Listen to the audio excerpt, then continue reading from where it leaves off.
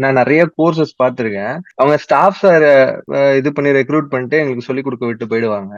அவங்கள ம். நாங்க வீடியோஸ்ல மட்டும் தான் பார்ப்போம். So okay. இங்க அப்படி இல்லாம யார் வந்து பேசுனாங்களோ அவங்களே வந்துட்டு நமக்கு டீச் பண்ணது இல்லாம அவங்க இண்டஸ்ட்ரி எக்ஸ்பர்ட்ஸாவும் இருக்காங்க.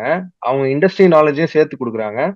பிளஸ் வந்துட்டு பாத்தீங்கன்னா வெளியில யாருமே சொல்லாத இண்டஸ்ட்ரி சீக்ரெட்ஸுமே சொல்லி தராங்க.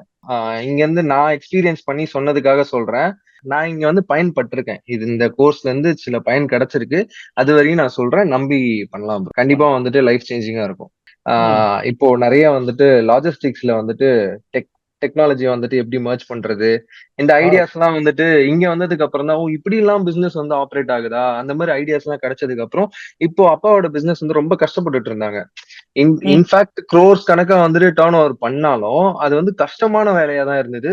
கொஞ்சம் ஸ்மார்ட்டா இல்ல. இப்ப பல்பு ம். கூட ஸ்மார்ட்டா வந்துருச்சு. ஆனா நம்ம பிசினஸ் ஸ்மார்ட் ஆகலையேன்ற ஒரு தாட் வந்துருச்சு இங்க வந்ததுக்கு அப்புறம். டிஜிட்டல் மார்க்கெட்டிங்ன்றது நாட் ஒன்லி Facebookல ஆட் போடுறது அது மட்டும் கிடையாது.